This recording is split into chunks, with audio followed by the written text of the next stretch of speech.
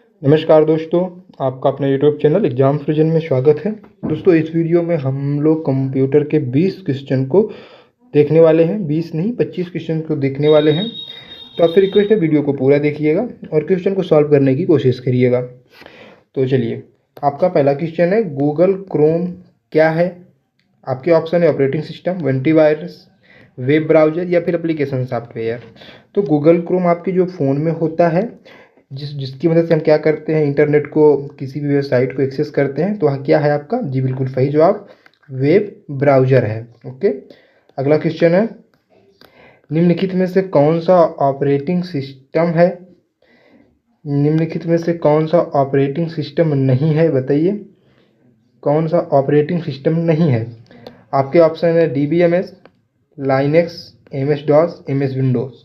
तो देखिए दोस्तों, मैं आपको बता दूं, यहाँ पे जो आपका यहाँ पे पहला ऑप्शन है DBMS, यह आपका ऑपरेटिंग सिस्टम नहीं है। यह क्या है? यह है डेटाबेस मैनेजमेंट सिस्टम है, जो कि डेटाबेस को मैनेज करता है। यहाँ पे लाइनेक्स एक ऑपरेटिंग सिस्टम है, ये एक ओपन सोर्स ऑपरेटिंग सिस्टम है। ये MS डॉस है, यह भी एक ऑपरेटिंग सिस्टम है, कमांड लाइन और ऑपरेटिंग सिस्टम है। एंड यहाँ पर एक MS विंडोज़ है, माइक्रोसॉफ्ट विंडोज़, ये तो आपको पता ही होगा, ये तो ऑपरेटिंग सिस्टम है ही।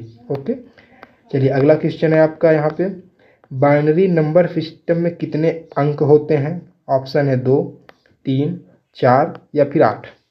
तो इसका सही जवाब हो जाएगा 2 होते हैं।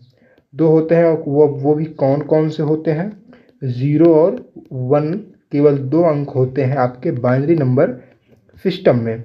ओके, चलिए अगला क्वेश्चन है, कंप्यूटर का दिमाग किसे कहा जाता है? कंप्यूटर का दिमाग किसे कहा जाता है? रैम, CPU, सॉरी, पहला ऑप्शन है रोम, CPU, रैम या फिर CD ड्राइव। किसको बोला जाता है? आपके ऑप्शन में, चारों ऑप्शन में से सही जवाब क्या होगा?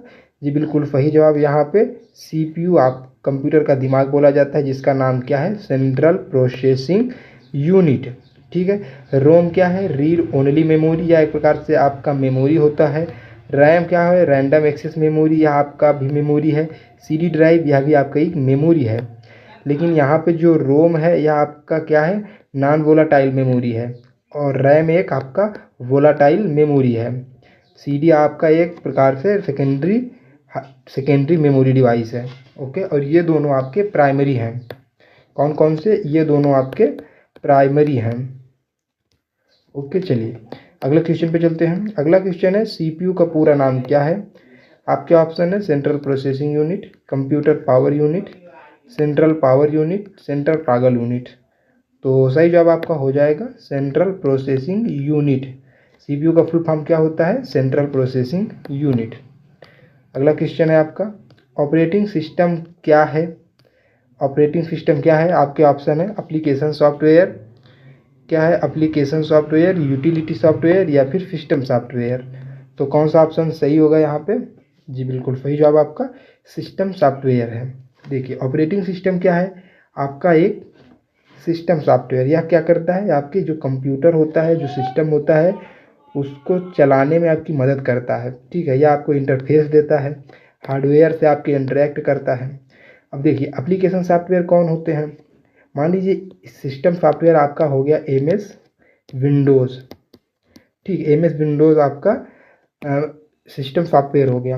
अब जो भी सॉफ्टवेयर, जैसे आपका विंडो तो हो गया, अब विंडो पर अगर हमें VLC प्लेयर चलाना हो तो हम कहाँ पे इंस्टॉल करेंगे? विंडोज़ पर ही तो इंस्टॉल करेंगे।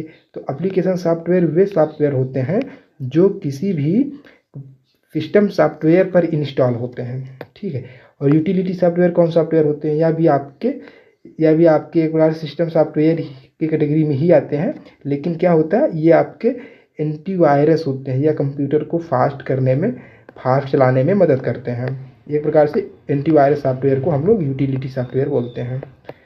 अगला क्वेश्चन है आपका, आधुनिक कंप्यूटर की खोज किस वर्ष में की गई थी? तो आपके ऑप्शन है 1945, 1946, 1947, 1948। तो बिल्कुल सही जवाब आपका हो जाएगा यहाँ पे 1946 में हुआ था। चार्ल्स बैबेज ने एनालिटिकल इंजन का यूज किया था, बनाया था एनालिटिकल इंजन, जिसको हम आधुनिक कंप्यूटर मानते हैं। तो कब हुआ था? 1946 में हुआ था। किसने किया था? चार्ल्स बेबेज ने। अगला क्वेश्चन है, कंप्यूटर किस भाषा को समझता है? आपके ऑप्शन है assembly language, high level language, machine language या फिर लो लेवल लैंग्वेज। तो देखिए दोस्तों, मैं आपको बता दूं, यहाँ पे आपका सही जवाब हो जाएगा मशीन भाषा को कंप्यूटर समझता है। अब बात आती है सर मशीन भाषा क्या होती है? तो मशीन भाषा आपकी होती है जैसे आपका 0 और 1 जिसको हम बाइनरी नंबर बोलते हैं, क्या बोलते हैं? बाइनरी नंबर बोलते हैं, वही हमारे मशीन कोड होते हैं। असेंबली लैंग्वेज क्या होते हैं? असेंबली लैंग्वेज को एक प्रकार से निमोनिक्स के फॉर्म में लिखा जाता है। जैसे मान लीजिए यस यू एम, अब हमें जोड़ना है तो वहाँ पे एक वर्ड दे देंगे जोड़ने के लिए सम, या हमें गुणा करना है तो एम यू एल दे देंगे। तो इस तरह के वर्ड दे दिए जाते हैं, उसको हम असेंबली भाषा कहते हैं। और हाई लेवल प्रोग्रामिंग लैंग्वेज क्या होता है? हाई लेवल प्रोग्रामिंग लैंग्वेज जैसे जो हमारी सी हो गई, सीपीपी हो गई, जावा हो गई, पाइथन हो गई, जो कि अंग्रेजी में लिखे जाते हैं, कोड किया जाता है। ओके, चलिए अगला क्वेश्चन है आपका।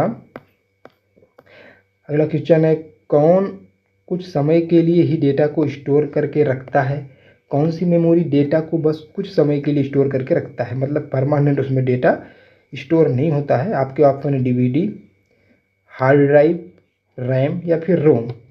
तो जी बिल्कुल सही जवाब आपका हो जाएगा रीड ओनली मेमोरी। रोम एक परमानेंट, अच्छा सॉरी, क्वेश्चन क्या है कि डेटा को कुछ समय के लिए स्टोर करके रखता है ना। हाँ, तो जो डेटा को कुछ समय के लिए स्टोर करके रखता है वह कौन होता है दोस्तों? आपका सही जवाब हो जाएगा रैम। यहाँ पे क्या हो जाएगा?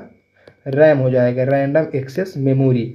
यह आपका वोलाटाइल मेमोरी होता है, मैंने आपको पहले भी बताया है। इसमें क्या होता है, यदि आपके लैपटॉप या आपके सिस्टम की पावर चली जाती है, मतलब उसकी इलेक्ट्रिसिटी सप्लाई चली जाती है, तो क्या होता है इसमें फिर डेटा डिलीट हो जाता है।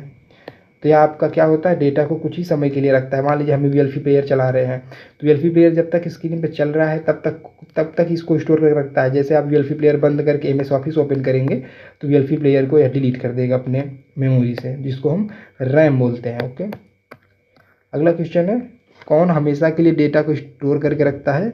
कौन सी मेमोरी हमेशा के लिए रखता है? अभी हमने ऊपर देखा टेम्परेरी के लिए हमारा क्या था, रैम था। तो हमेशा के लिए कौन रहेगा? तो हमेशा के लिए आपका रोम हो जाएगा। रोम एक ऐसी मेमोरी है जो डेटा को हमेशा के लिए स्टोर करके रखती है। अगला क्वेश्चन है, डब्ल्यू का आविष्कार किसने किया था? ऑप्शन है आपके Tim Berners Lee, Bill Gates, Brett Lee या फिर जॉन सीना। तो डब्ल्यू का आविष्कार किसने किया था? तो डब्ल्यू का आविष्कार टिम बर्नर्स ली ने किया था। बिल्कुल सही जवाब आपका हो जाएगा ऑप्शन नंबर ए। अगला क्वेश्चन है, सबसे तेज कंप्यूटर कौन है? आपके ऑप्शन है सुपर कंप्यूटर, सेकेंड ऑप्शन है एनालॉग कंप्यूटर, डिजिटल कंप्यूटर या फिर हाइब्रिड कंप्यूटर। तो देखिए जो सबसे तेज कंप्यूटर दोस्तों आपका, वह आपका कौन सा होता है?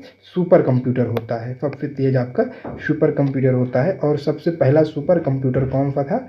वह था क्रे 1 था, जिसको किसने बनाया था? जिसको सेमुरल क्रे ने बनाया था। किसने बनाया था?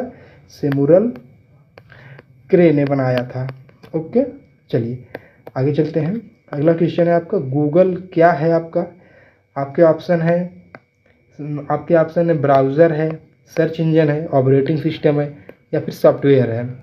तो देखिए दोस्तों, आपका दोस्तों क्या है? गूगल आपका एक प्रकार से सर्च इंजन है। क्या है? सर्च इंजन है। ऑप्शन नंबर बी आपका सही जवाब हो जाएगा। अगला क्वेश्चन है, कंप्यूटर वायरस एक क्या होता है? फफूंद है, बैक्टीरिया है या फिर आईसी चिप है या फिर सॉफ्टवेयर प्रोग्राम है। तो अगर हम बात करते हैं कंप्यूटर वायरस की, तो आपका सही जवाब हो जाएगा सॉफ्टवेयर प्रोग्राम। कंप्यूटर वायरस क्या होते हैं? एक ऐसे सॉफ्टवेयर के प्रोग्राम होते हैं जो आपकी कंप्यूटर को हानि पहुंचाते हैं। ठीक है, अगला क्वेश्चन है आपका, 5वीं पीढ़ी के कंप्यूटर में क्या उपलब्ध नहीं है? जो 5वीं पीढ़ी की कंप्यूटर है उसमें क्या उपलब्ध नहीं है? बोली की पहचान करना, ये तो बिल्कुल है। कृत्रिम बौद्धिकता मतलब एआई तो है ही 5वीं पीढ़ी में। अत्यधिक एकीकरण मतलब अत्यधिक तेज, बिल्कुल है। निर्वात ट्यूब, हाँ ये हमारा निर्वात ट्यूब नहीं है, वैक्यूम ट्यूब नहीं है। या किस में था? या आपका फर्स्ट जनरेशन में था। कहाँ पे था ये? आपका वैक्यूम ट्यूब आपका फर्स्ट जनरेशन में था। ओके, चलिए अगले क्वेश्चन पे चलते हैं। अगला क्वेश्चन है, किसी कंप्यूटर में जोड़ने, तुलना करने और मिलाने का कार्य कहाँ पर होता है? बताइए। किसी कंप्यूटर में जोड़ने का, जोड़ करने का, तुलना करने का और उसको मिलाने का कार्य कहाँ पर होता है? सीपीयू पे, फ्लॉपी डिस्क में, हार्ड डिस्क में या फिर स्मृति चिप में? तो बिल्कुल सही जवाब आपका हो जाएगा, कहाँ पे होता है? सीपीयू में होता है, कंट्रोल प्रोसेसिंग यूनिट में होता है। ओके, चलिए अगला क्वेश्चन है आपका, निम्नलिखित में से कौन सा कंप्यूटर नेटवर्क नहीं है? कौन सा कंप्यूटर नेटवर्क नहीं है? आपके ऑप्शन है विस्तृत क्षेत्र नेटवर्क, स्थानीय क्षेत्र नेटवर्क, व्यक्तित्व क्षेत्र नेटवर्क, महानगरीय क्षेत्र नेटवर्क। देखिए, अगर विस्तृत का मतलब होता है कि बहुत ज़्यादा फैला हुआ, जिसको हम क्या बोलते हैं? वैन बोलते हैं, वैन हो गया। स्थानीय क्षेत्र का मतलब लोकल, तो इसको लैन बोलते हैं। और महानगरीय का मतलब होता है मेट्रोपोलियन नेटवर्क, जो कि दो शहरों को जोड़ता है, जिसको हम मैन बोलते हैं। लेकिन आपका यहाँ पे व्यक्तित्व नेटवर्क कोई भी नेटवर्क नहीं होता है, तो आपका ऑप्शन नंबर सी सही जवाब हो जाएगा। अगला क्वेश्चन है, 1 किलो बाइट में कितनी बाइट होती है? 1 किलो बाइट में, 1 केबी में कितनी बाइट होती है? आपके ऑप्शन हैं 1224 बाइट, 1024 बाइट, 1000 बाइट या नॉन ऑफ दिस। तो 1 केबी में कितने बाइट होते हैं? तो बिल्कुल सही जवाब आपका 1 केबी में 1024 बाइट होते हैं। अगला क्वेश्चन है आपका, इंटरनेट प्रौद्योगिकी के प्रारंभ में इंटरनेट पेज तैयार करने के लिए कौन सी भाषा का प्रयोग किया जाता था? जो इंटरनेट हमारा होता है, उस पर वेबसाइट जो होती है, ठीक है, उस वेबसाइट को बनाने के लिए कौन सी भाषा का यूज किया जाता था? आपके ऑप्शन है XML, ASP, HTML, DHTML। तो सबसे पहले प्रारंभ में सबसे पहले आपका HTML यूज किया जाता था। सही जवाब आपका हो जाएगा सी नंबर। अब क्या है, अब तो XHTML, ASP भी यूज की जाती है, HTML भी यूज किया जाता है, DHTML भी यूज किया जाता है। ठीक है, अगला क्वेश्चन है आपका, रैम का पूरा नाम क्या है? रैम का पूरा नाम क्या है? ऑप्शन है random access memory, read only memory, rotated access memory, real adjustable memory. तो रैम का पूरा नाम क्या हो जाता है? Random access memory. तो आपका ऑप्शन नंबर ए सही जवाब हो जाएगा। ओके, ऑप्शन नंबर ए आपका सही जवाब हो जाएगा। अगला क्वेश्चन है, सीपीयू के मुख्य घटक कौन से हैं? सीपीयू के मुख्य घटक कौन से हैं? ऑप्शन है ALU और CU, RAM and ROM, operating system and application, hardware या सॉफ्टवेयर। तो आपका सीपीयू के मुख्य घटक कौन कौन से होते हैं? जी बिल्कुल सही जवाब आपका ALU और CU आपके सीपीयू के मुख्य घटक होते हैं, अरिथमेटिक लॉजिकल यूनिट और कंट्रोल यूनिट होते हैं। अगला क्वेश्चन है, डेटा का सबसे छोटा इकाई कौन होता है? बिट, बाइट, किलोबाइट या फिर मेगाबाइट? तो बिल्कुल सही जवाब आपका बिट आपका सबसे छोटा होता है, छोटा इकाई होता है। फिर उसके बाद बाइट होता है, फिर उसके बाद किलोबाइट मतलब केबी होता है, फिर केबी को मिला के एमबी बनता है ना। सबसे छोटा बिट होता है, बिट के बाद निबल होता है, निबल क्या होता है? 4 बिट को मिला के बनता है। फिर बाइट होता है, बाइट कितने का बनता है? ये 8 बिट को मिला के बनता है। ठीक है, चलिए अगला क्वेश्चन है आपका, कंप्यूटर नेटवर्क का सबसे बड़ा रूप क्या है? सबसे बड़ा नेटवर्क कौन सा होता है? ऑप्शन है लैन, वैन, मैन या पैन।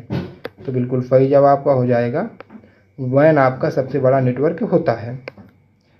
अगला क्वेश्चन है, इंटरनेट किसका एक उदाहरण है? कौन से नेटवर्क का उदाहरण है इंटरनेट?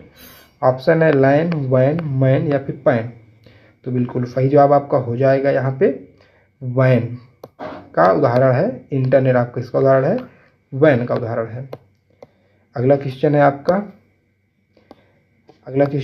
यहाँ पे, कंप्यूटर सॉफ्टवेयर किसे कहते हैं?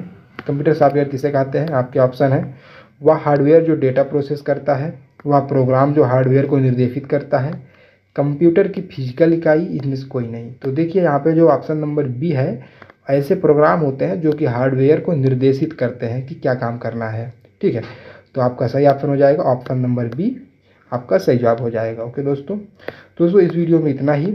हम लोगों ने इसमें कंप्यूटर के 25 क्वेश्चन को देखा। आई होप आप लोगों को वीडियो अच्छी लगी होगी और आपने वीडियो में से क्वेश्चन को सॉल्व करने की कोशिश किया होगा। तो इस वीडियो में दोस्तों इतने ही। हम लोग मिलते हैं अगले वीडियो में, तब तक के लिए बाय बाय।